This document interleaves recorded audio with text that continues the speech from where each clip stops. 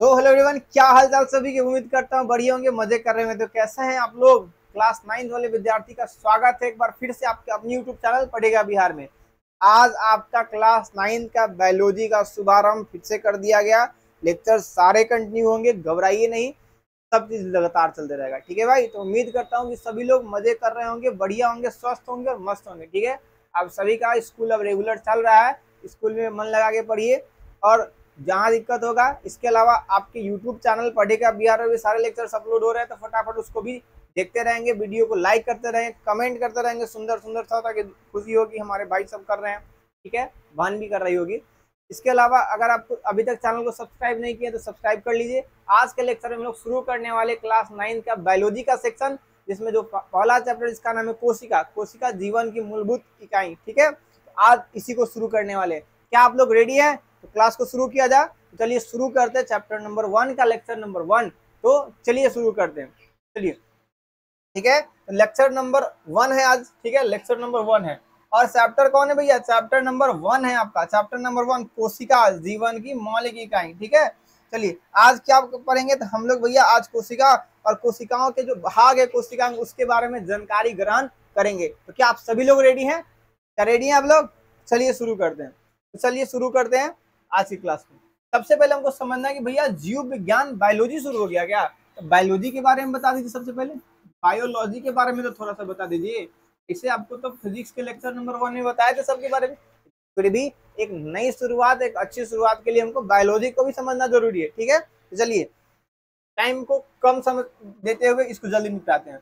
विज्ञान की वह शाखा जिसके अंतर्गत हम जीवित पदार्थ यानी जिसके अंदर जान हो, है ना, तो के उद्भव यानी कैसे उत्पन्न हुआ, उसका विकास, उसका आहार, है ना, एवं जनन जैसी अनेक क्रियाओं का अध्ययन करते हैं, उसी को क्या बोलेंगे? जीव विज्ञान। उसी को क्या बोलेंगे? जीव विज्ञान।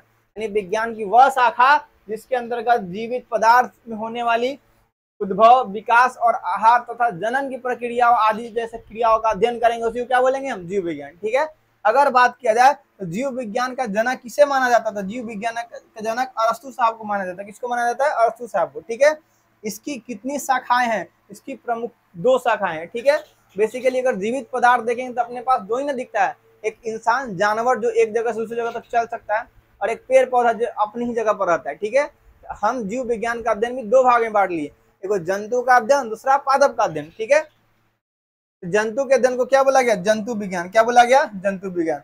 इसका अंग्रेजी यहाँ लिखते भैया, इसको बोलते हैं जूलॉजी। क्या बोलते हैं? जूलॉजी। ठीक है। और वनस्पति विज्ञान को बोलते हैं बॉटनी। क्या बोलते हैं? बॉटनी। जैसे आप आगे के क्लास में जाइएगा, जैसे आप आगे क्लास में जाइएगा, तो आपके जो बायोलॉजी वाले सेक्शन होंगे, ग्रेजुएशन में जाइए तो वहां से पूछा जाएगा कि जूलॉजी से एडमिशन लेना चाहिए कि बॉटनी से। अलग अलग हो जाते हैं। ठीक है। चलिए, यहाँ तक बात समझ में आया। अब समझते हैं जंतु विज्ञान क्या है। जीव विज्ञान की वैसी शाखा जिसके अंतर्गत हम जंतु और उनके जीवन की उसके जीवन, शारीरिक और वर्गीकरण संबंधी क्रियाओं का अध्ययन करते हैं, क्या बोलेंगे? ठीक है। जंतु विज्ञान मतलब जंतु की जो शारीरिक जीवन के बारे में अध्ययन करेंगे, उसके शारीरिक बनावट के बारे में अध्ययन करेंगे, वर्गीकरण के बारे में अध्ययन करेंगे, उसी सब क्रियाओं को बोलेंगे कि भैया यही हमारा जंतुओं का अध्ययन, जंतु विज्ञान। ठीक है। वनस्पति का क्या हो जाएगा? तो वनस्पति का क्या हो जाएगा? वनस्पति विज्ञान का कि भैया जीव विज्ञान की वैसी शाखा जिसके अंतर्गत हम पादप यानी पेड़ पौधा, पेड़ और पौधा को एक साथ में पादप लिखा जाता है। क्या लिखा जाता है? पादप। और उनके बाहरी रूपरेखा, उनकी बनावट, उसके वर्गीकरण आदि संबंधित क्रियाओं का अध्ययन करेंगे, तो उसी को क्या बोलेंगे हम? वनस्पति विज्ञान। क्या बोलेंगे? वनस्पति विज्ञान। क्या ये मोटा मोटी बात समझ में आ गया? आपको 2 बात अगर और समझा दें, अगर आपको हम 2 बात और समझा दें, अगर हम 2 बात और समझा दें, क्या समझा सकते हैं, है ना? क्या समझा सकते हैं? सबसे पहले समझिए भैया, अगर हम बात करें जीव विज्ञान की शाखा कितनी हो गई? जीव विज्ञान हो गया, जीव विज्ञान की 2 शाखाएं है कि नहीं? एक हमारा जंतु विज्ञान, एक हमारा जंतु वाला विज्ञान, इसको क्या बोलते हैं? जूलॉजी। क्या बोलते हैं? जूलॉजी। और भैया एक पादप वाला, क्या? हाँ, पादप वाला को बोलते हैं वनस्पति विज्ञान, वनस्पति। ठीक है। और इसको क्या बोलते हैं? बॉटनी। क्या बोलते हैं? बॉटनी। भैया क्या दोनों के बारे में एक ही लोग बताए थे? नहीं बताए थे, है ना। इसके बारे में जो बताने वाले थे, इसके जनक कहा जाता है अरस्तु साहब को। किसको कहा जाता है? अरस्तु साहब। इसको? अरस्तु को। ठीक है। और इसके जो जनक कहा जाता है, इसके जनक कहा जाता है थियोफ्रिटस साहब को। किसको कहा जाता है? थियोफ्रिटस, फ्रिस्टस, थियोफ्रिस्टस, किसको कहा जाता है? थियोफ्रिस्टस। ठीक है, अब खुद समझो कि हम लोग अगर दो व्यक्ति को कहा जाए, से दो लड़का को कहा जाए कि चलो एक लड़का के बारे में जानकारी एकत्रित करो, एक लड़की के बारे में, तो बताइए कौन ज्यादा जानकारी एकत्रित करेगा? तो अभी से बात है लड़का, क्योंकि लड़का को पता है कि लड़का के अंदर क्या क्या होता है, लड़की के अंदर तो पता नहीं। बेसिकली कहने का क्या मतलब है कि दोनों मनुष्य ही है, जंतु ही है, वो दोनों एक जंतु के बारे में खोज कर रहा है और एक पादप के बारे में खोज कर रहा है। तो ऑब्वियस सी बात है कि जंतु वाला अपने बारे में ज्यादा एलिबरेट कर पाएगा, पेड़ पौधा से तो बतिया नहीं सकता थियोफ्रिटस साहब। तो बेसिकली अगर देखा जाए तो ये जो है वनस्पति विज्ञान, ये थोड़ा सा छोटा है, थोड़ा सा है ना। जंतु विज्ञान क्या है? बड़ा है। ठीक है, तो इसलिए जंतु विज्ञान के जो जनक है उन्हीं को कह दिया कि भैया आप ही एक काम कीजिए ना, जब जब जनक के बात आएगा जीव विज्ञान के, आप ही का हम नाम लिख देते, क्योंकि आपने तो सबसे ज्यादा बार बताया है। ठीक है, चलो क्लियर है भाई, क्लियर है, इस बात का ध्यान रखना जरूरी है आपको। ठीक है, चलिए अब आगे बढ़ते हैं और आगे बढ़ते, ठीक है, आगे बढ़ते कोशिका के बारे में। किसके बारे में? कोशिका के बारे में। किसके बारे में? कोशिका के बारे में। उससे पहले थोड़ा सा अगर और हम बात कर ले, थोड़ा सा और बात कर ले, तो क्या बात कर सकते हैं भैया कि सजीव के बारे में बता दी। किसके बारे में? सजीव, है कि नहीं? सजीव क्या होता है? तो वैसा वस्तु, वैसा वस्तु चाहे वैसा पदार्थ, वैसा वस्तु या पदार्थ जो समय के साथ वृद्धि करे, जो समय के साथ क्या करे, जो समय के साथ, जो समय के साथ वृद्धि करता हो, समय के साथ क्या करता हो? वृद्धि करता हो, वृद्धि करता हो, उसे क्या कहेंगे? उसे सजीव कहेंगे। क्या कहेंगे? उसे सजीव कहते हैं। ठीक है, देखिए अलग अलग किताब में अलग अलग परिभाषा सजीव निर्जीव की हो सकती है। सजीव का एक और परिभाषा क्या कहता है कि वैसे पदार्थ जो समय के साथ अपनी अवस्था में परिवर्तित करे। अवस्था का मतलब एक जगह से दूसरी जगह तक जाए। ठीक है, एक और इसमें बात लिख देते कि यह समय के साथ, यह समय के साथ, यह समय के साथ अपनी अवस्था में परिवर्तित करता है। अपने अवस्था, अवस्था का मतलब आकार, ठीक है, एवं स्थान में परिवर्तन करता है, में परिवर्तन करते रहता है, परिवर्तन करते रहता है। यह समय के साथ अपनी अवस्था और स्थान में क्या करता है? परिवर्तन करता है। जैसे हम लोग बचपन में तो बउआ छोटे छोटे थे, है कि नहीं, बउआ की तरह, लेकिन बड़े बड़े होंगे तो कैसे हम अपनी अवस्था मतलब अपनी बनावट को चेंज करेंगे। इसके अलावा अभी हम कहीं और है, कुछ समय बाद कहीं और चले जाएंगे, फिर स्कूल से जाएंगे, स्कूल से आएंगे तो जगह अपने अवस्था को भी क्या, अवस्था के साथ साथ स्थान को भी क्या करें? बदल रहे हैं। लेकिन निर्जीव के साथ ऐसा नहीं होगा।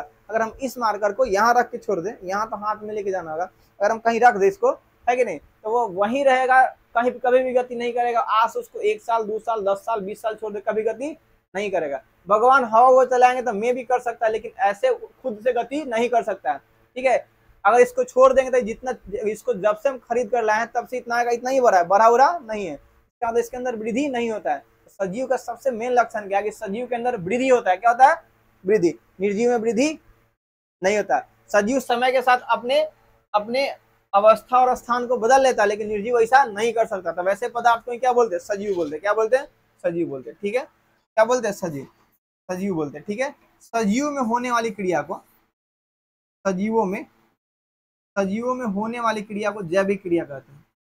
होने वाली क्रिया को क्या बोलते हैं? होने वाली क्रियाओं को, होने वाली क्रियाओं को बोलते हैं जैविक क्रिया। होने वाली क्रिया को क्या बोलते हैं? जैविक क्रिया, जैविक क्रिया कहते हैं। ठीक है, जैविक क्रिया कहते हैं। भैया जैविक क्रिया क्या मतलब है इसका? इसका क्या मतलब है? क्या मतलब है? कुछ बताइए और एक्स्ट्रा। देखो जैसे, देखो जीव के अंदर सबसे पहले बात होता है कि भैया वह गति करता है। क्या करता है? जैविक क्रिया है। वह वृद्धि करता है, जैविक क्रिया है। वह खाना खाता है, उसको बोलते हैं पोषण करता है, जैविक क्रिया है। वह महसूस भी कर सकता है किसी चीज को, तो जैविक क्रिया है। और भैया सांस लेता है, श्वसन की प्रक्रिया करता है, जैविक क्रिया है। उसके अंदर ब्लड घूमते रहता है, उसके अंदर परिवहन हो रहा है, जैविक क्रिया है। उसके अंदर दिमाग है, तो दिमाग से वो नियंत्रण कर सकता है, नियंत्रण, जैविक क्रिया है। इसके अलावा अपने संतान को जन्म दे सकता है, तो जनन, जैविक क्रिया है। ठीक है, इसके अलावा वो सोच सकता है, सोचना भी कैसी क्रिया? जैविक क्रिया। तो वह क्रिया जो एक सजीव में घटित होती है उसी को क्या बोलेंगे? जैविक क्रिया। हम लोग बोल रहे हैं ये भी क्या है? जैविक क्रिया ही है। हम लोग खाना खा रहे हो भी कैसी क्रिया, जैविक क्रिया है। हम लोग चल फिर रहे हैं भी कैसी क्रिया, जैविक क्रिया। इसी जैविक क्रिया में से कुछ ऐसी जैविक क्रिया जो बहुत जरूरी होती है, ठीक है। इसे अगर हम लोग नहीं बोले तो क्या जीवित रहेंगे, दम रह सकते भैया। कितना लोग तो गूंगा होता है लेकिन जीवित रहता है। इसका मतलब कि कुछ ऐसे, लेकिन अगर हम खाना नहीं खाए तो जीवित रह पाएंगे, नहीं रह पाएंगे। बेसिकली कुछ ऐसी जैविक क्रिया है जो जीवन के लिए एकदम जरूरी है, जैसे खाना खाना है कि नहीं, सांस लेना, हमारे शरीर से ब्लड का गति करना। कुछ ऐसी जैविक क्रिया होती है जो जीवन जीने के लिए जरूरी होती है। उस जैविक क्रिया को बोलते हैं जैव प्रक्रम। क्या बोलते हैं, जैव प्रक्रम, ठीक है। यही लिख देते हैं। एक एक एक और बना लेंगे तो काम आ जाएगा, एक और बना लेंगे तो क्या होगा, काम आ जाएगा, ठीक है। एक और बना लेंगे तो भाई काम आ जाएगा, अरे यार, ठीक है। चलिए, तो कहने का मतलब कि अगर हम बात करें, अगर हम क्या करें, बात आपसे बात करेंगे क्या, आप ही से करेंगे भाई, किससे बात करूंगा मैं, ठीक है। तो वह जैविक क्रिया, वह जैविक क्रिया, वह जैविक क्रियाएं क्रियाएं जो जीवों के लिए, जीवों को जीवित रखने के लिए, है ना, जीवों को जीवित रखने के लिए आवश्यक होता है, जीवित रखने के लिए, रखने के लिए आवश्यक होता है, जीवित रखने के लिए आवश्यक होता है, ठीक है। जीवित रखने या फिर भाई देखो, जीवित रखने या फिर अनुरक्षण, इसी बात को क्या लिखता है किताब में, अनुरक्षण, अनुरक्षण के लिए आवश्यक होता है, अनुरक्षण के लिए आवश्यक होता है, उसी को बोलते हैं जैव प्रक्रम। तो क्या कहते हैं, उसे कहते हैं भैया, उसे कहते हैं जैव प्रक्रम। क्या कहते हैं, जैव प्रक्रम। अब सुनो, उसे क्या कहते हैं, जैव प्रक्रम। तो भैया सबसे पहले बात अगर हम जैसे में कह दे, तो क्या खाना खाने वाला बात, क्या खाना जैव प्रक्रम में आएगा, एकदम आएगा। क्या बोलना जैव प्रक्रम में आएगा, नहीं भाई। अगर नहीं बोलिएगा तब भी आप जिंदा रह जाएगा। सुनना जैव प्रक्रम में आएगा, नहीं, नहीं सुनिएगा तब भी जीवित रह जाएगा। जैसे में, जैसे खाना, खाना खाना, खाना खाने की प्रक्रिया को, खाना खाना, भोजन लिखते, भोजन, खाना सा नहीं, अजीब लग नहीं होगा, भोजन, है ना, भोजन ग्रहण, क्या ग्रहण, भोजन ग्रहण करना जरूरी है। और भोजन जब करता है ना, इस प्रक्रिया की किताब में लिखता है भैया पोषण कर रहा है, क्या कर रहा है, पोषण, ठीक है। दूसरा, सांस लेना जरूरी है, सांस, सांस नहीं लेंगे तो सांस खत्म हो जाएगा, सांस लेना, सांस नहीं लेंगे तो खत्म, मर नहीं जाएंगे। किसी का नाक बंद कीजिए, खत्म हो जाएगा। तो सांस लेना जीवन के लिए जरूरी है। सांस लेने की प्रक्रिया को बोलते हैं श्वसन, क्या बोलते हैं, श्वसन, ठीक। तीसरा है हमारा, तीसरा है रक्त का गति, है ना, रक्त का गति होना जरूरी है। देखिएगा सांप जब काटता है तो रक्त गति करना बंद कर देता है, जम जाता है। इसका मतलब रक्त का चलना जरूरी है। रक्त के अंदर जो चल रहा होता है उस चलने की प्रक्रिया को बोलते हैं परिवहन, परिवहन, क्या बोलते हैं, ठीक है। एक मिनट भाई,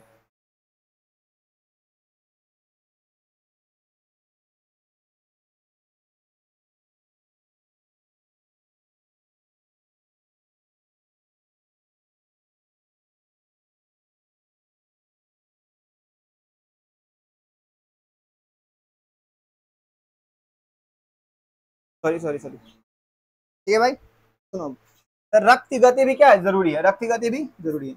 अब आगे समझो, अगर इंसान, है ना, शरीर का नियंत्रण, अगर शरीर का नियंत्रण नहीं कर पाया, उसका भी जीवित रहना तय नहीं है, ठीक है, मर जाएगा। तो बोलते हैं नियंत्रण एवं समन्वय, क्या बोलते हैं, नियंत्रण एवं समन्वय। अगर ये बात आपको समझ में नहीं आया तो फिर देखिए, जैसे कि अगर इंसान खाना खा रहा है, कैसे देखिएगा कि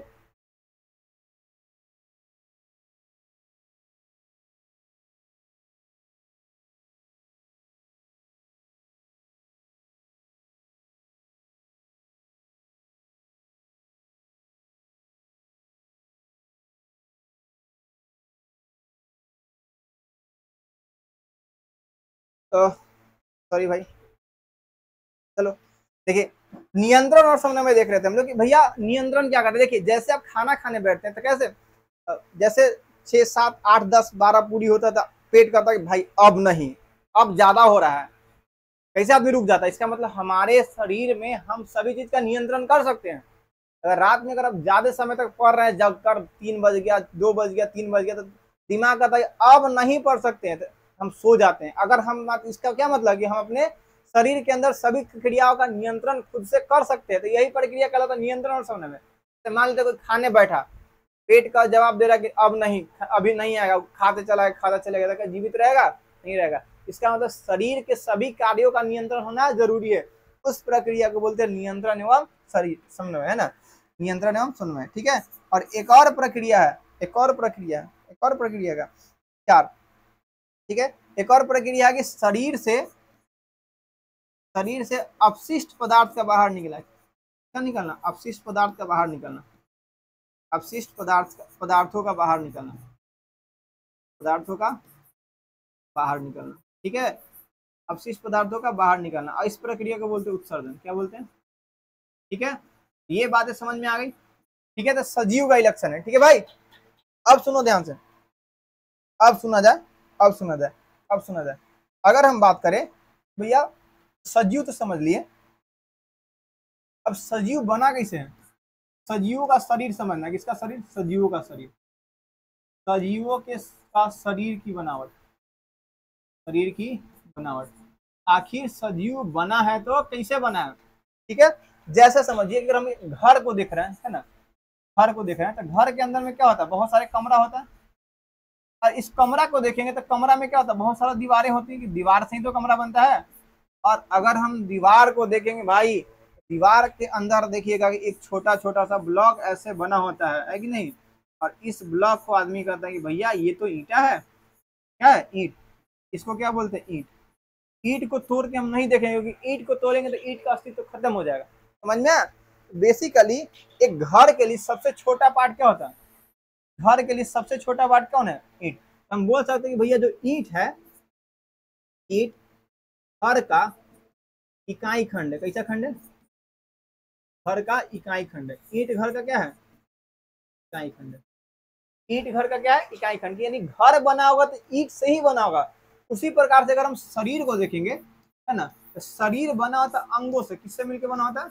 अंगों से। और अंग जब देखेंगे तो अंग मिलके बना होता उत्तक से। और उत्तक को देखेंगे तो उत्तक मिलके बना होता कोशिका से। किससे मिलके बना होता है? कोशिका से। इसका मतलब शरीर का जो सबसे छोटा भाग है ना, शरीर का यानी सजीव का सजीव के शरीर का सजीव के शरीर का सबसे छोटा इकाई कौन है? सबसे छोटा इकाई, सबसे छोटा इकाई कौन है? कोशिका है। सबसे छोटा इकाई क्या है? कोशिका है। क्या है? कोशिका। इससे छोटा कुछ नहीं हो सकता है। ठीक है। अच्छा, अगर कोई लोग दिमाग लगा रहे हैं कि भैया ईंट से छोटा तो गिट्टी सीमेंट बालू होता है, अरे यार, अगर सीमेंट नहीं रहे तो हम अल्टरनेटिव इस्तेमाल कर सकते हैं किसी चीज का, मिट्टी का लेप से हम कर सकते हैं। लेकिन ईंट सबसे मेन होता है। समझ में आया? घर के लिए सबसे छोटा इकाई क्या है? ईंट। उसी प्रकार से एक सजीव की सबसे छोटी इकाई क्या है? सजीव की सबसे छोटी इकाई, उसके शरीर की सबसे छोटी इकाई उसकी कोशिका। कौन? क्या है? कोशिका। सजीव की सबसे छोटी इकाई क्या है? कोशिका। अगर नीचे से समझेंगे तो कोशिका सबसे छोटी इकाई होगा। कोशिका मिल जाएगा तो कोशिका के समूह क्या बोलेंगे? उत्तक। उत्तक मिल जाएगा तो उत्तक के समूह क्या बोलेंगे? अंग। और अंग मिल जाएगा तभी क्या बनेगा? शरीर। जैसे कि हमारे पास हाथ एक अंग है ना, जीभ एक दूसरा, गर्दन एक अंग है, पैर अंग है ना, अंदर की बहुत सारे अंग है, यकृत, सब क्या है? ऑर्गन यानी अंग है कि नहीं है? बहुत सारे अंग मिलकर तो एक सजीव का निर्माण कर लिया, यानी शरीर का निर्माण कर लिया। यहाँ तक बात समझ में आ गया? अब चलिए काम की बात शुरू करते हैं। सबसे पहले कोशिका का परिभाषा क्या होगा भैया? तो भैया ये रहा आपके सामने कोशिका का परिभाषा। कोशिका, है ना, देखो तो किसी भी जीव के अंदर, है ना, उसको बनावट, शरीर की बनावट और काम कैसे करेगा। जैसे यहाँ की कोशिका को पता है कि यहाँ की कोशिका को रखना है मजबूत, क्योंकि यहाँ से लोग लड़ता है, किसी को थप्पड़ मार सकता है, किसी को उठाता है। यहाँ की कोशिका को मजबूत बनाया, तो यहाँ की कोशिका ही निर्धारण करे कि ये इसका काम क्या है। नाखून की कोशिका ही निर्धारण करेगा कि नाखून का काम क्या, बकोटने में काम किया जाएगा, उखाड़ने में काम किया जाएगा, कि सजाने में काम किया जाएगा। यहाँ की कोशिका को पता है कि हमको नाखून ही बनाना है, क्योंकि इसका काम सुरक्षा प्रदान करना रहता है। ठीक है। तो बेसिकली सभी कोशिका का दो काम है, एगो बनावट करना, संरचना का निर्माण करना, दूसरा वह संरचना काम कैसे करेगी, उससे क्रिया का निर्धारण करना। ठीक है। उसी से परिभाषा लिखेंगे। ठीक है। तो किसी जीव की जीवन की जीवन की संरचनात्मक, जीवन की संरचनात्मक, जीवन की संरचनात्मक एवं क्रियात्मक इकाई, एवं क्रियात्मक इकाई खंड को, क्रियात्मक इकाई खंड को, इकाई खंड को ही क्या बोलते हैं? इकाई खंड को कोशिका कहते हैं। इकाई खंड को क्या कहते हैं? कोशिका कहते हैं। इकाई खंड को क्या कहेंगे? कोशिका कहेंगे। ठीक है बात? ठीक है, तो लिखेंगे यह सजीव के शरीर की सबसे छोटी इकाई है। सजीव की शरीर की सबसे छोटी इकाई, सही बात है भाई, सजीव की सबसे छोटी इकाई है, सबसे छोटी क्रियात्मक इकाई है। समझ में आया? क्रियात्मक मतलब काम करने वाला, मतलब मेन यही है, छोटी क्रियात्मक इकाई है, क्रियात्मक इकाई है। इसलिए होगा, इसलिए कोशिका को, इसलिए कोशिका को जीवन की मौलिक इकाई कहते हैं। इसलिए कोशिका को, इसलिए कोशिका को क्या कहते हैं? वो जीवन की, जीवन की मौलिक इकाई कहते हैं। क्या बोलते हैं? जीवन की मौलिक इकाई बोलते हैं, जीवन की मौलिक इकाई कहते हैं। ठीक बात? चलिए, उम्मीद है बात समझ में आएगा। भैया कोई ना कोई तो ऐसे जरूर ना होंगे जो इसके बारे में बताया होगा। हाँ बताया होगा। ठीक है, अब समझो एक और पीछे कहानी। ठीक है, कहानी क्या है? मतलब कोशिका की कहानी।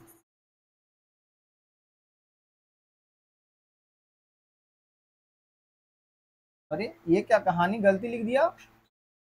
पाप लगेगा आपको। लिख दिया भाई सही। चलो कोशिका की कहानी सुनो।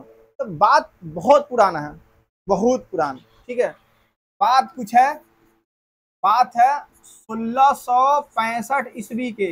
इतना पुराना भैया, आज से 400 साल पहले, आज से 450 साल पहले, 350 साल, 350 साल पहले। ठीक है, 1665 ईस्वी में दो है ना, 1665 ईस्वी में एक व्यक्ति थे ना, व्यक्ति जिनका नाम था, व्यक्ति जिनका नाम था रॉबर्ट हुक। क्या नाम था? रॉबर्ट।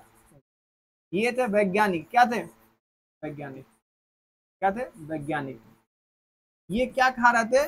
ये भूजा प्लस खा रहे थे प्याज। क्या खा रहे थे? भूजा प्लस। दिन था शनिवार, शनिवार को अक्सर देखिएगा बाबा भी होंगे जो, हम लोग भी खा लेते हैं, मम्मी भी कहती है भूजा खाना चाहिए। तो ये क्या खा रहे थे? भूजा खा रहे थे।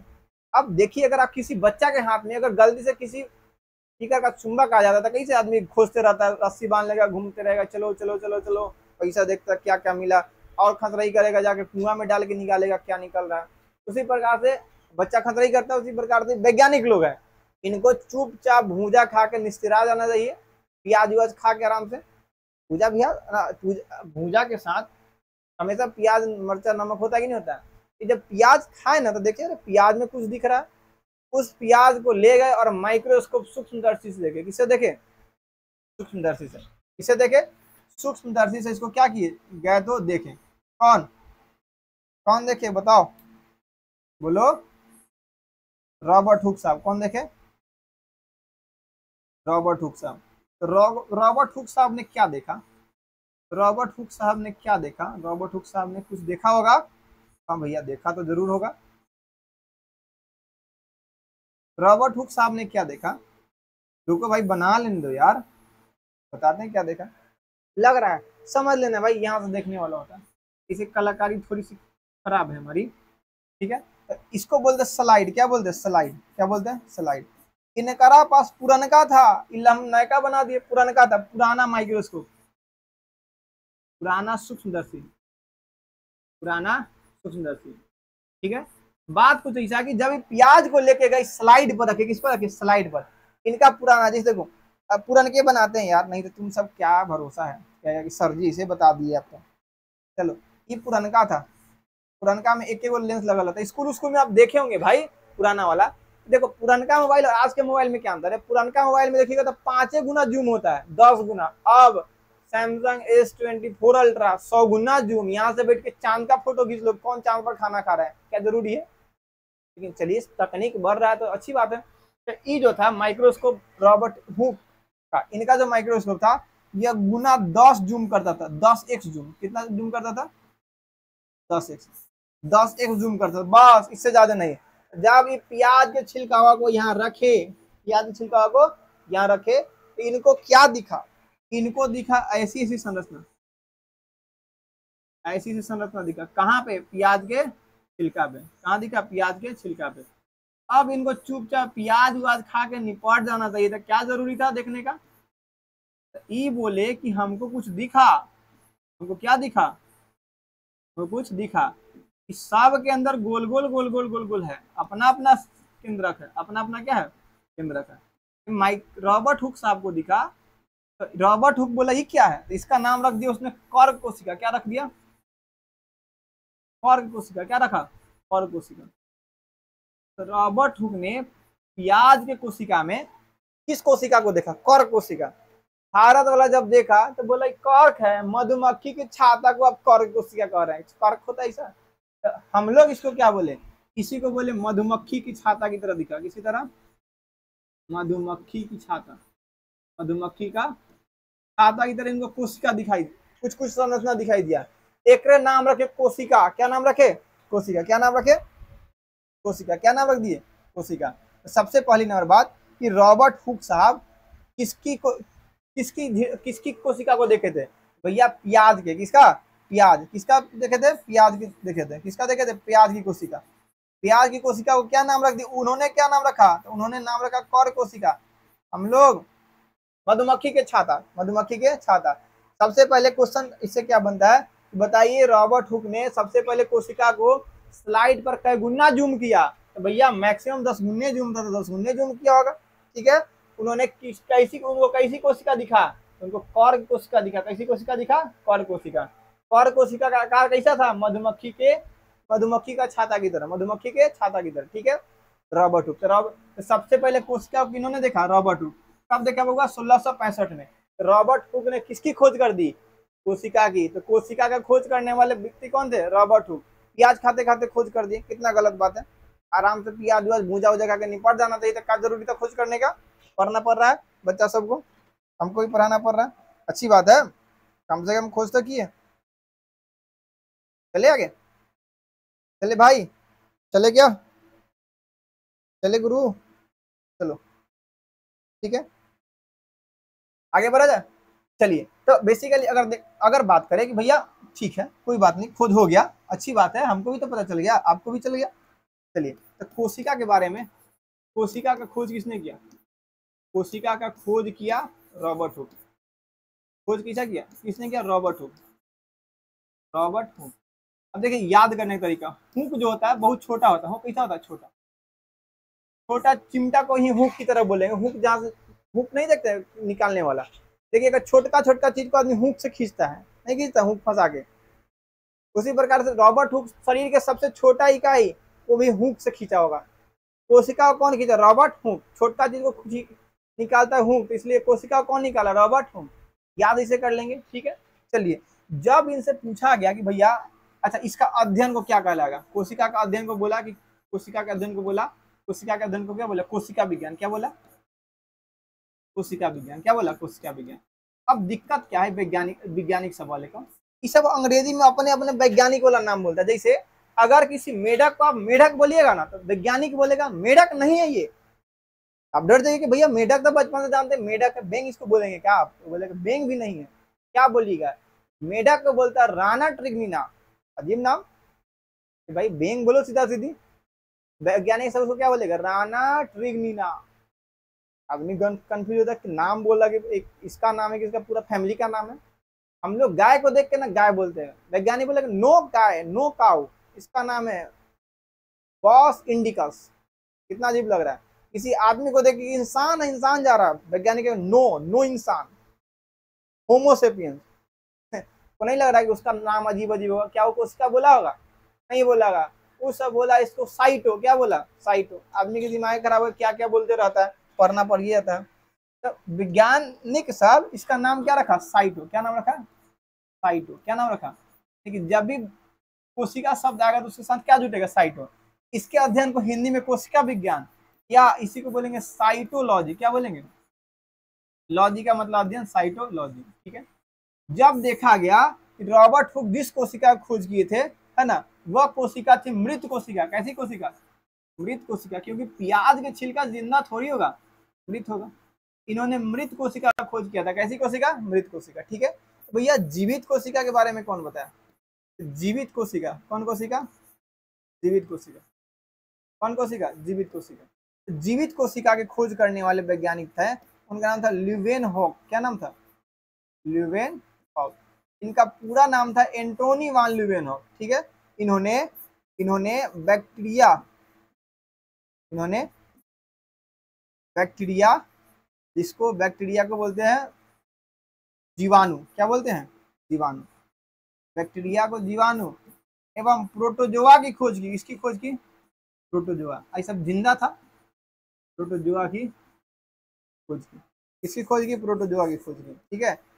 प्रोटोजोआ की खोज की। तो जीवित कोशिका का अध्ययन जो कहलाता है। अब अगर बात करते हैं किसका अध्ययन? तो मृत कोशिका का अध्ययन, साइटोलॉजी। उसी प्रकार से जीवित कोशिका का अध्ययन, किसका? जीवित कोशिका का अध्ययन, जीवित कोशिका के अध्ययन को बोलते हैं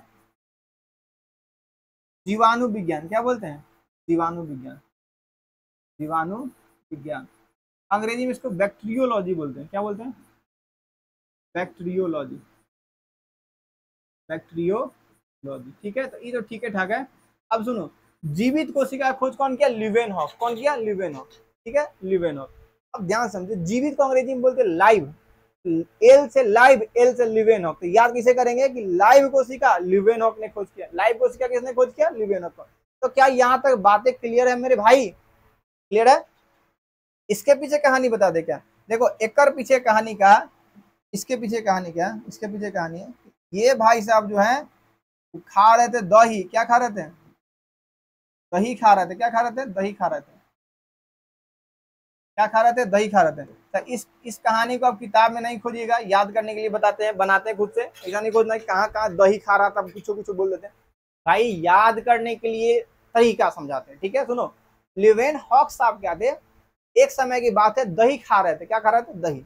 ये बोले कि हमारे चचा जो थे रॉबर्ट हुक साहब, प्याज खाते खाते कोशिका खोज कर लिए, मरा हुआ था, दही में भी कोशिका खोज लेते हैं। तो ये गए खोजने, है ना। इन्होंने जब देखा तो एकरा में एक को चल रहा था, ऐसा नहीं था लेकिन चल रहा था, समझ में आया। तो बोले कि जीवित कोशिका है, नहीं जीवाणु, जीवाणु नाम रखो, ज से जीवित कोशिका, ज से जीवाणु। जीवाणु खोज किसने कर दिया? ल्यूवेनहॉक। कौन कर दिया? ल्यूवेनहॉक। बातें क्लियर है? क्लियर है भाई? चलो, क्लियर है। तो यहाँ तक बात समझ में आ जाना चाहिए आप लोगों को, ठीक है। यहाँ तक बात समझ में आ गया। अब सुन ध्यान से। अब भैया बात कुछ और ऐसा है कि सबसे बड़ा पैसा है वो तो ठीक है, लेकिन बात कुछ ऐसा क्या है कि अब बात आता है कि भैया कोशिका का आकार कैसा होता है? आकार मतलब बड़ा छोटा, है ना। तो अगर हम बात करें, सबसे पहले बात करें जीव के अंदर, किसके अंदर? पूरा जीव, जीवों में सबसे बड़ी कोशिका कौन है? सबसे बड़ी कोशिका, जीवों में सबसे बड़ी कोशिका अंदर। अब बात करेंगे जीव में, किसके अंदर? पूरा जीव के अंदर। जीवों में सबसे पहले सबसे बड़ी कोशिका, सबसे बड़ी कोशिका। तो जो सबसे बड़ी कोशिका है, उस कोशिका का नाम है, उस कोशिका का नाम है शुतुरमुर्ग का अंडा। शुतुरमुर्ग, ऑस्ट्रिच, शुतुरमुर्ग का अंडा। शुतुरमुर्ग का अंडा सबसे बड़ी कोशिका होती है, ठीक है। भैया सबसे छोटा भी कुछ होगा? हाँ भाई एकदम होगा। सबसे छोटी कोशिका, सबसे छोटी कोशिका, जो सबसे छोटी कोशिका होगी, सबसे छोटी कोशिका का नाम है माइक्रो, का मतलब छोटा, प्लाज्मा का मतलब कि पानी की तरह, गैलीसेप्टिकम, गैलीसेप्टिकम, गैलीसेप्टिकम। नहीं दिख रहा? नीचे लिख देते हैं, mycoplasma, mycoplasma gallisepticum, mycoplasma gallisepticum, mycoplasma gallisepticum, ठीक है। Mycoplasma gallisepticum. भैया ये तो पूरा धरती के जीव में हो गया। हम लोग में बताइए, हम लोग में भी बता लेते हैं। मानव में, किसमें? मानव में। मानव में सबसे बड़ी कोशिका जो होगी, सबसे बड़ी जो कोशिका होगी, इस कोशिका का नाम है अंडाणु। क्या नाम है? अंडाणु। ये पाया जाता महिला में, स्त्री में। किसमें पाया जाता? स्त्री में। पुरुष में नहीं पाया जाता भाई। और सबसे छोटी कोशिका, सबसे छोटी जो कोशिका होगी, उस कोशिका का नाम है, उस कोशिका का नाम है शुक्राणु। क्या नाम है? शुक्राणु। और ये पाया जाएगा केवल पुरुष में। किसमें पाया जाएगा? पुरुष में। एक और बात लिख लीजिएगा कि भैया मनुष्य के अंदर सबसे लंबी कोशिका कौन है? मनुष्य के अंदर सबसे लंबी कोशिका, सबसे लंबी कोशिका जो है उसका नाम है तंत्रिका कोशिका। कौन सी कोशिका?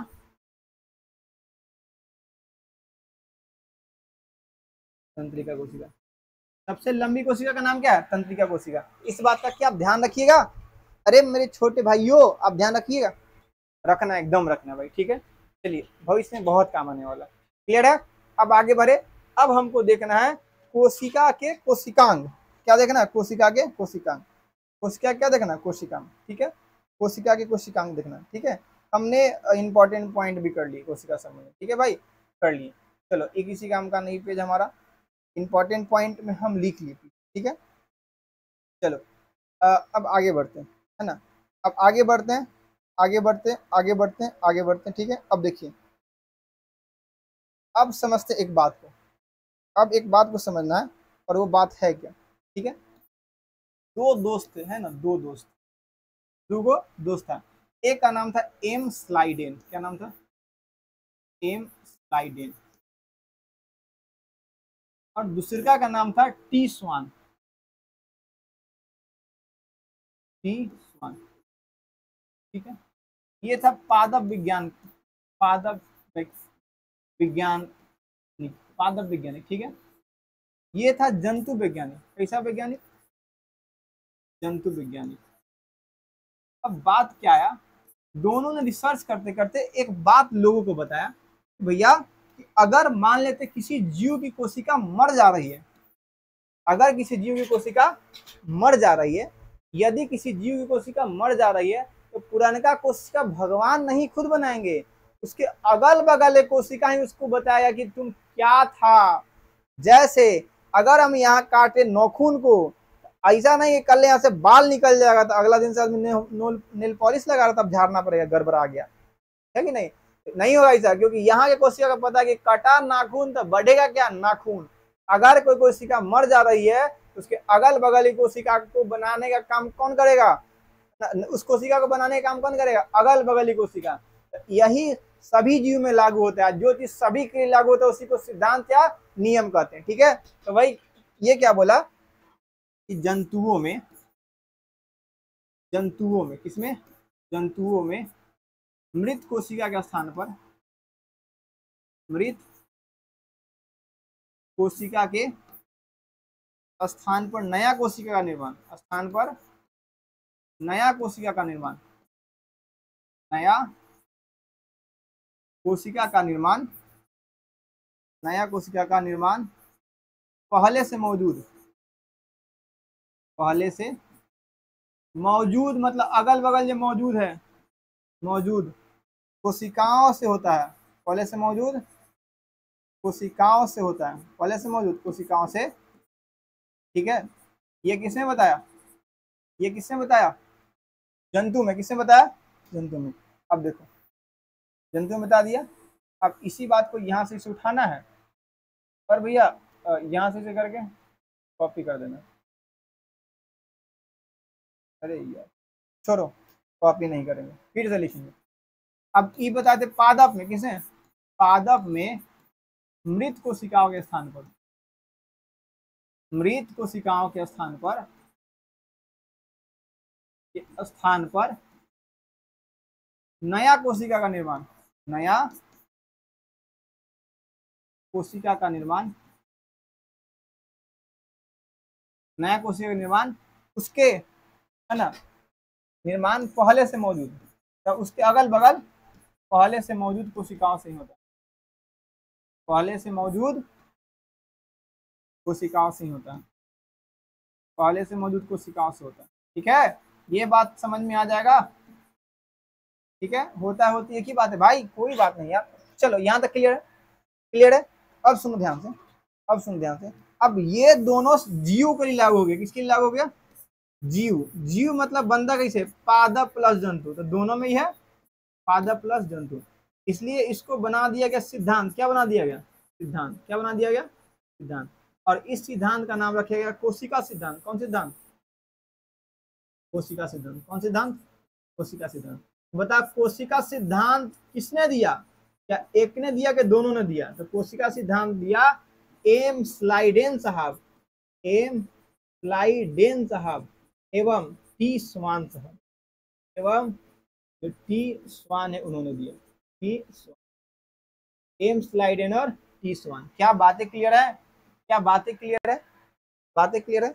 अब देखो एक बात ट्विस्ट है, ये कब खोज के बताए? जब इनको एक एडवांस सूक्ष्मदर्शी मिला होगा। एक बात नोट करके लिख देते हैं, एक बात नोट करके, एक बात नोट करके लिख दे, एक बात नोट करके क्या लिख दे? नोट भैया, नोट करके क्या बात लिखना है कि दो दोस्त थे जिसका नाम था एम नॉल, एम नॉल और ईरस का, एम नॉल एवं ईरस का, एम नॉल और ईरस का, ईरस का ने एडवांस इलेक्ट्रॉन सूक्ष्मदर्शी का, इलेक्ट्रॉन सूक्ष्मदर्शी का आविष्कार किया, इलेक्ट्रॉन सूक्ष्मदर्शी का आविष्कार किया, जो बहुत उच्च तकनीक का था। अभी तक जो पुरनका सूक्ष्मदर्शी 100 गुना 200 गुना दिख रहा था, बस 350 से 500 गुना देखने जूम करने वाला सूक्ष्मदर्शी कौन बनाया? एम नॉल और ईरस्का ने। किसने बताया? बनाया एम नॉल और ईरस्का ने। ठीक है, इस बात को ध्यान रखिएगा, एम नॉल और ईरस्का ने। ठीक है, एक बात भाई, एक बात जब यहाँ देख रहे थे जीवित कोशिका के बारे में, किसके बारे में? जीवित कोशिका के बारे में। जब हमने जीवित कोशिका के बारे में देख रहा था, ठीक है, ये देखो, ये कब खोज हुआ जीवित कोशिका? तो जीवित कोशिका खोज किया, ये कितना 1665 है ना? ये कब मृत कोशिका? 1665 में, एक से ठीक 9 साल बाद 1674 ईस्वी, 1674 ईस्वी। इस बात का ध्यान रखिएगा। चलिए आगे बढ़े। अब देखो कोशिका सिद्धांत को देखिए लो, कह रहा है कोशिका सिद्धांत के अनुसार सभी जीवों का शरीर कोशिकाओं से मिलकर बना होता। सही बात है, कोई इसमें दोहराई नहीं। ठीक है, आगे, यदि किसी जीव की कोशिका मृत हो जाए तो उसके अगल बगल की कोशिकाएं उसका पुनर्निर्माण कर देती, नहीं बना देती है। ये बात सही है। चलिए, कोशिका सिद्धांत का प्रतिपादन 1839 ईस्वी में एम स्लाइडेन साहब और टी स्वान साहब ने दिया, एम स्लाइडेन और टी स्वान ने दिया। ठीक है, चलिए, अब एक बात, जो वायरस होता है वो कोशिका सिद्धांत का पालन नहीं करता, क्योंकि जीव है ही नहीं, है ना, कोशिका सिद्धांत का पालन नहीं करता। ठीक है, और 1855 ईस्वी में रुडोल्फ बिरचाउ ने बताया था, चाहे बिरचो कहीं लिखता है, बताया था कि नया कोशिका का निर्माण पहले से मौजूद कोशिका के विभाजन से ही होता है। यानी अगल बगल कोशिका मदद करेगा, कब? जब ओकर आसपास की कोशिका मदद करेगा। इसका क्या मतलब है? कि उसकी आसपास की कोशिकाएं उसका विभाजन करती है। ठीक है, तो बिरचाउ ने बताया था कि नए कोशिका का निर्माण पहले से मौजूद कोशिका से ही होता है, और इसी को सिद्धांत कौन बना दिया था? एम स्लाइडेन और टी स्वान, एम स्लाइडेन और टी स्वान। क्या बात क्लियर है यहाँ तक? क्या यहाँ तक बातें क्लियर है भाई? एक बात अगर हम नोट करके कहीं लिख दे, देखो, तो जो मृत कोशिका होती है, नोट, है ना, शरीर में जो मृत कोशिका होती है, मृत कोशिका, उसे नेक्रोसिस कहा जाता है। क्या कहा जाता है? नेक्रोसिस कहा जाता है, नेक्रोसिस कहा जाता है। मृत कोशिका क्या कहा जाता है? नेक्रोसिस। जैसे नाखून की कोशिका मृत है, नेक्रोसिस। बाल की कोशिका मृत है, नेक्रोसिस। समझ में? जो कोशिका मर जाए, कभी देखिएगा कि हाथ में आदमी मांस को नोच देता है, जो मर जाता है। पैर के अंदर जो कोशिका आदमी ब्लेड से काटता है तो कुछ नहीं होता है, सभी कोशिका क्या नेक्रोसिस वाली कोशिका है। यहाँ तक बात समझ में आ गया, आगे बढ़े। चलिए यहाँ तक बात समझ में आ गया तो आगे बढ़ते हैं भाई। क्या आगे बढ़ा जाए, क्या आगे बढ़ा जाए, क्या आगे बढ़ा जाए। चलिए अभी थोड़ा सा और है। सबसे पहले अब पढ़ते कोशिकांग के बारे में। किसके बारे में, कोशिकांग के बारे में। किसके बारे में पढ़ना है, कोशिकांग। ठीक है, अब पढ़ना हमको कोशिकांग के बारे में। देखिए कोशिका बेसिकली है ना, हम जब आगे पढ़ेंगे तो कोशिका हमको पेड़ पौधा में पढ़ना और मानव के बारे में पढ़ना है। पेड़ पौधा की कोशिकाएं होती है चरखुट होती है। कैसा होती है, चरखुट है कि नहीं। पेड़ पौधा कोशिका कैसी होती है, तकिया की तरह होती है चरखुट। और हमारी कोशिका बॉल की तरह होती है, गोल। ठीक है, तो सभी में कोशिकाएं सेम सेम पाई जाती है। पेड़ पौधा में एक दो को ज्यादा पाया जाता है तो हम समझ लेंगे, लेकिन जब हम कोशिका पढ़ रहे हैं तो हम कोशिका को जंतु कोशिका लेके पढ़ेंगे। क्या लेके पढ़ेंगे, जंतु कोशिका। ठीक है, सबसे पहले कि कोशिका कोशिका के विभिन्न भाग होते हैं। कोशिका के विभिन्न अंग होते हैं, जिसको कोशिकांग बोलते हैं। विभिन्न अंग होते हैं, ठीक है, जिसे क्या कहते हैं, जिसे कोशिकांग कहते हैं। जिसे कोशिका का कोशिकांग कहते हैं। जिसे कोशिका का कोशिकांग कहते हैं। ठीक है, जिसे कोशिका का कोशिकांग कहते हैं। ये बात ध्यान रखिएगा। तो जो निम्नलिखित है तो लिख देते हैं कुछ बात, उसके बाद हम बारी बारी से देखना शुरू करेंगे। जो निम्नलिखित है, देखो सबसे पहले हम लोग पढ़ेंगे कोशिका झिल्ली के बारे में। किसके बारे में, कोशिका झिल्ली। ठीक है, कोशिका झिल्ली के बाद हम लोग पढ़ेंगे माइटोकॉन्ड्रिया के बारे में। माइटोकॉन्ड्रिया। उसके बाद हम पढ़ेंगे गोल्जी बॉडी के बारे में। किसके बारे में, गोल्जी बॉडी। गोल्जी बॉडी को आपके किताब में लिख लिया होगा गोल्जी उपकरण। क्या लिख लिया होगा, गोल्जी उपकरण। तो एक ही बात है। इसके अलावा इसके बाद हम बात करेंगे गोल्जी बॉडी के बाद बात करेंगे अंतःप्रदवी जालिका के बारे में। अंतःप्रदवी जालिका के बारे में। अंतःप्रदवी जालिका के बारे में। अंतःप्रदवी जालिका के बाद हम बात करेंगे भाई बोलो राइबोसोम के बारे में। किसके बारे में,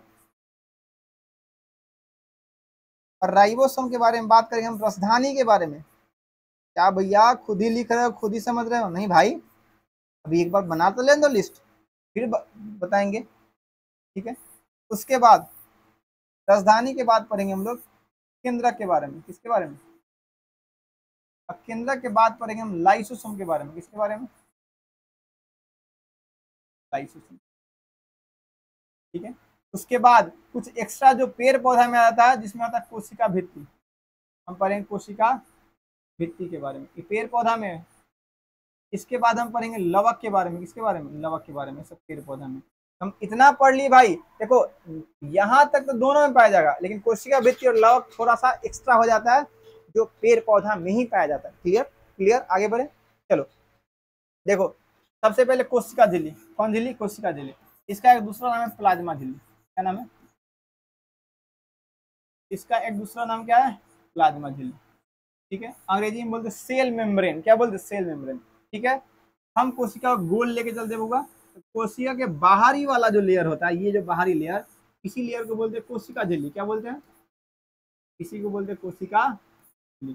कोशिका को घेर कर रखने वाली पतली झिल्ली को क्या बोलेंगे, कोशिका झिल्ली। ठीक है, तो वही लिखेंगे कि कोशिका के बाहरी आवरण वाले, कोशिका के बाहरी पतली आवरण, बाहरी पतली है ना नरम आवरण को कोशिका झिल्ली कहते हैं। आवरण को क्या बोलते हैं, आवरण को कोशिका झिल्ली कहते हैं। आवरण को क्या बोलते हैं, कोशिका झिल्ली कहते हैं। ठीक है, अब भैया बना किससे होता है, क्या हम लोग कोशिका झिल्ली देख सकते हैं, एकदम देख सकते हैं। अंडा कोशिका की तरह होता है। ये अंडा को जब छिलिएगा तो उसमें एक पतला लेयर ऊपर से बच जाता है, आदमी निकाल लेता है, उसके बाद टेस्ट करके देखता है, बेकार लगता है, फेंक देता है किसी का। जो पतला वाला है वही कोशिका झिल्ली है। ठीक है, तो ये बना किसका होता है, यह लिपिड एवं प्रोटीन का बना होता है। किसका बना होता है, लिपिड एवं प्रोटीन का बना होता है। यह लिपिड एवं प्रोटीन का बना होता है। लिपिड एवं प्रोटीन का बना होता है। कौन लिपिड और प्रोटीन के बना होता है, कोशिका झिल्ली। ठीक है, अच्छा इसके अलावा यह कोशिका को जो बाहर रहेगा उसका पहला काम होगा कोशिका को सुरक्षा प्रदान करना। यह कोशिका को सुरक्षा प्रदान करता है। क्या प्रदान करता है? सुरक्षा प्रदान करता है। यह कोशिका को सुरक्षा प्रदान करता है। यह कोशिका को क्या प्रदान करता है? सुरक्षा प्रदान करता है। कौन? कोशिका झिल्ली। ठीक है। एक और बात कि ये देखो, ये जो कोशिका झिल्ली है, ये देखो, ये इसके जगह कहीं आने जाने का रास्ता होता है कि नहीं? ये पूरी तरह से पैक नहीं रहता है। ठीक है, यह पूरी तरह से पैक नहीं रहता, कहीं कहीं से जगह रहता है जिससे कोई पदार्थ आ सकता है, कोई पदार्थ जा सकता है। ठीक है, ठीक है।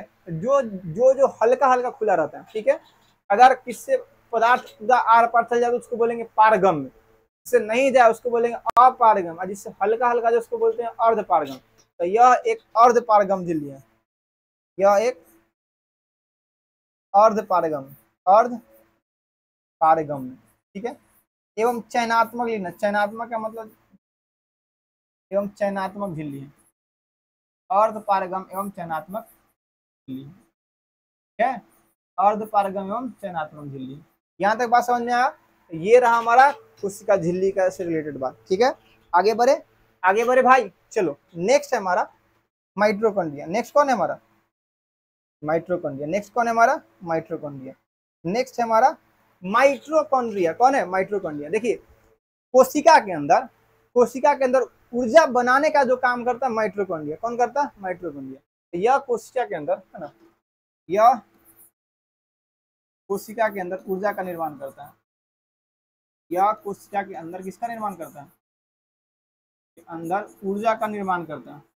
ऊर्जा का निर्माण भी करता है, निर्माण एवं एवं ऊर्जा का संरक्षण करता है, ऊर्जा का संग्रहण करता है। संग्रहण लिख दे या फिर भंडारण लिख दे, भंडारण करता है। ठीक है, जो जहां कोई चीज, जहां से कोई चीज आए या फिर जहां कोई चीज भंडारित हो, जैसे देखिए अगर बिजली जहां से आता है वहां बिजली ऑलरेडी स्टॉक रहता है कि दिन भर 4 बार कई दिन तक बिजली हम दे सकते हैं, उसको बोलते हैं बिजली घर। उसी प्रकार से कोशिका में ऊर्जा जहां बनता है या फिर जहां से ऊर्जा मिलता है, निर्माण होता है, भंडारित होता है, उसको बोलेंगे कोशिका का ऊर्जा घर। ठीक है, इसलिए इसलिए इसलिए माइटोकॉन्ड्रिया को इसलिए माइटोकॉन्ड्रिया को इसलिए माइटोकॉन्ड्रिया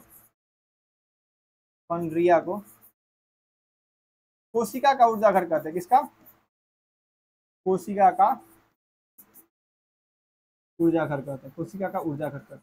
ठीक है, कोशिका का ऊर्जा घर किसको बोलते हैं? माइटोकॉन्ड्रिया को। ठीक है, अब इससे रिलेटेड बात क्या है कि इसका जो खोज, इसका खोज दो दोस्त मिलकर किया। एक दोस्त का नाम है आल्टमैन। क्या नाम है? आल्टमैन। आल्टमैन इसका खोज किया तथा नामकरण अपने दोस्त को बोल दिया कि नाम रख मेरे दोस्त। क्या नाम रखता है?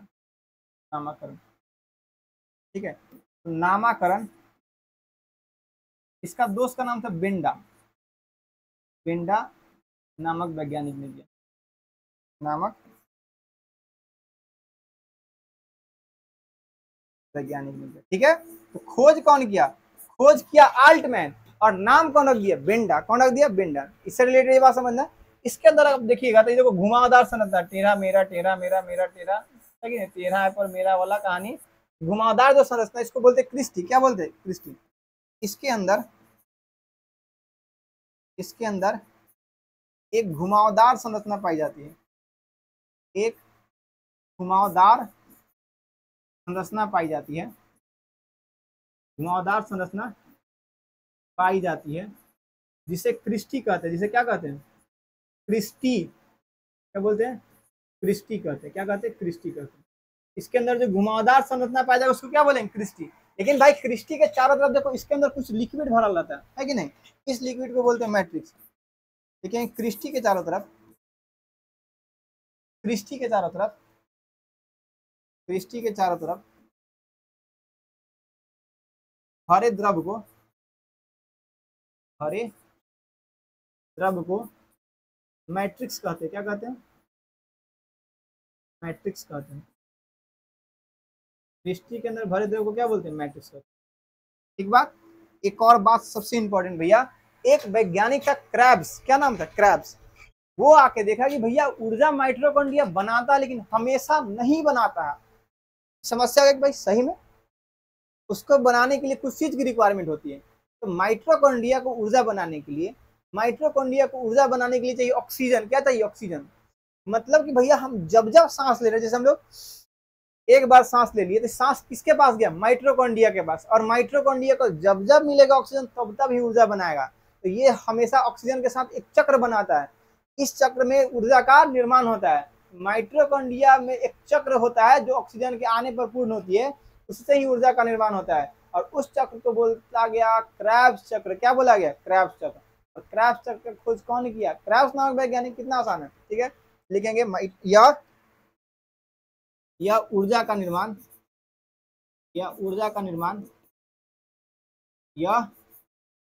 निर्माण, एक चक्र द्वारा करती है, इसे क्या कहते हैं? जिसे क्रेब्स चक्र कहते हैं। क्या कहते हैं? जिसे क्रेब्स चक्र कहते हैं। क्या कहते हैं? क्रेब्स चक्र। ठीक है भाई, इससे रिलेटेड इतनी जानकारी आपको आनी एकदम जरूरी थी। क्या यहाँ तक बात समझ में? आपको क्रेब्स चक्र समझ में आया? ऊर्जा निर्माण करने के लिए, है कि नहीं? अगर नोट लिख दे तो माइटोकॉन्ड्रिया को ऊर्जा निर्माण करने के लिए ईंधन के रूप में क्या चाहिए? माइटोकॉन्ड्रिया को ऊर्जा निर्माण करने के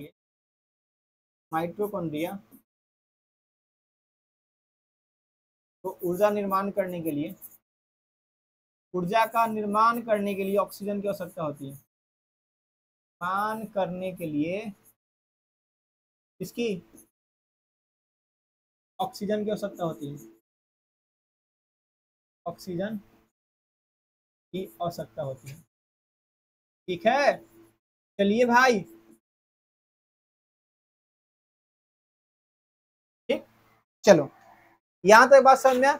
एक बार देख लीजिए, ठीक है। थोड़ा सा इसमें समय लगा, ठीक। यहां तक क्लियर है?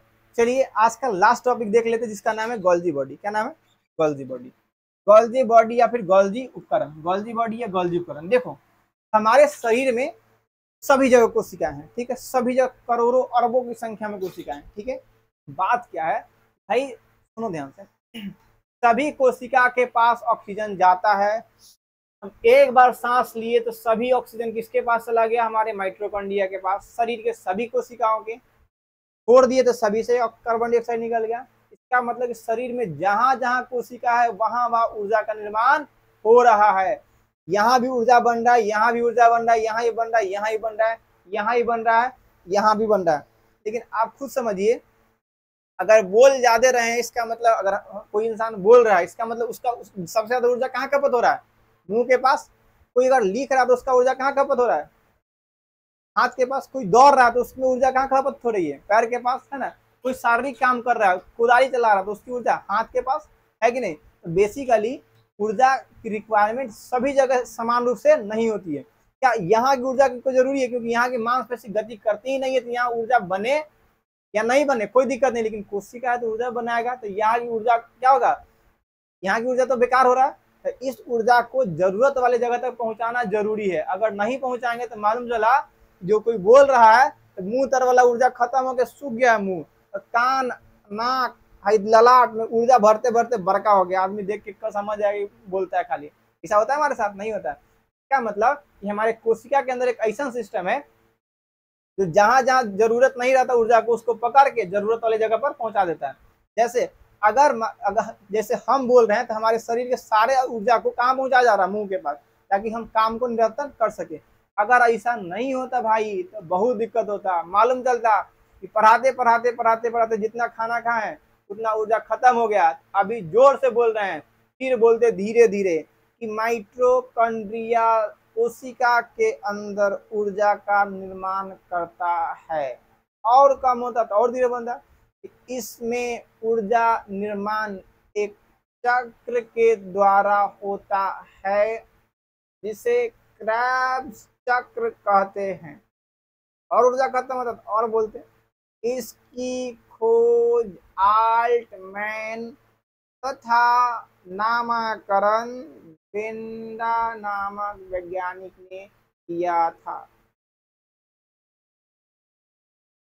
खत्म हो जाता, खत्म हो फिर खाना खा के तब पढ़ाते। क्या ऐसा होता है?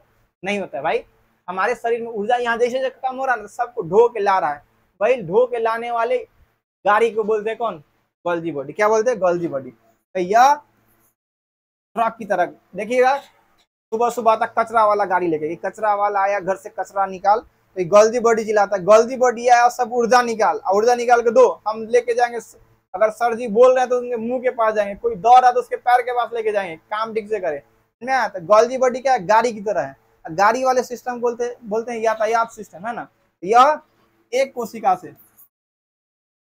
यह एक कोशिका से दूसरे कोशिका तक, एक कोशिका से दूसरे कोशिका तक ऊर्जा का स्थानांतरण करता है। क्या करता है, ऊर्जा का स्थानांतरण करता है। ऊर्जा क्या करता है, ऊर्जा का स्थानांतरण करता है, ऊर्जा का स्थानांतरण करता है। इसलिए गोल्जी बॉडी को, इसलिए गोल्जी बॉडी को कोशिका का यातायात प्रबंधक कहते हैं। गोल्जी बॉडी को कोशिका का यातायात प्रबंधक कहते हैं, ठीक है भाई। चलो, इसके अलावा होगा, इसकी खोज बात करें तो इसकी खोज कैमिलो गोल्जी ने किया था। इसकी खोज कैमिलो गोल्जी ने किया था। कैमिलो गोल्जी ने 1945 ईस्वी में, कब होगा, 1945 ईस्वी में किया था। ठीक है, चलिए। इसके अलावा इसका एक और काम है, यह कार्बोहाइड्रेट का भी पाचन करता है। क्या, कार्बोहाइड्रेट का भी पाचन करता है। ठीक है, इसका दो काम है, कार्बोहाइड्रेट क्या करता है, पाचन करता है। ठीक है, समझ में। ये रहा गोल्जी बॉडी संबंधित इंपॉर्टेंट बात। ठीक है, उम्मीद करता हूं कि आपको समझ में आया होगा। ये रहा गोल्जी बॉडी का फिगर, देख लीजिएगा। दिक्कत होगा इसका पीपीटी आपको मिल जाएगा, व्हाट्सएप नंबर पे आप मैसेज कर देना कि भैया हमको इस चैप्टर का क्लास नोट चाहिए, मिल जाएगा। ठीक है, उम्मीद करता हूँ कि आज का लेक्चर आपको पसंद आया होगा। यहाँ तक जुड़ने के लिए आपका बहुत बहुत धन्यवाद। ऐसे ही मन लगा के पढ़ते रहिए, मजाक कीजिए, खेलिए कूदिए, लेकिन पढ़ाई एकदम नहीं रुकनी चाहिए, मस्ती से करते रहिए। ठीक है, सारी चीज़ को नोट कर लेंगे। अगर आपको ये लेक्चर बढ़िया लगा तो वीडियो को लाइक कर दीजिएगा, खराब लगा तब डिसलाइक करके कमेंट में लिख के जाना कि आपको पढ़ाने नहीं आता, समझ में। और बढ़िया लगे तो अपना राय जरूर दीजिएगा, आपको कैसा लगा वीडियो। अपने दोस्तों में शेयर कीजिएगा। चैनल में अभी तक नहीं सब्सक्राइब किए, चैनल पे नए हैं तो चैनल को सब्सक्राइब कीजिएगा, आपकी हमें ज़रूरत है। ठीक है, फिर मिलते हैं आपसे अगले लेक्चर में। तब तक अपना ख्याल रखिए, मस्त रहिए, स्वस्थ रहिए और पढ़ाई करते रहिए। तब तक के लिए गुड बाय।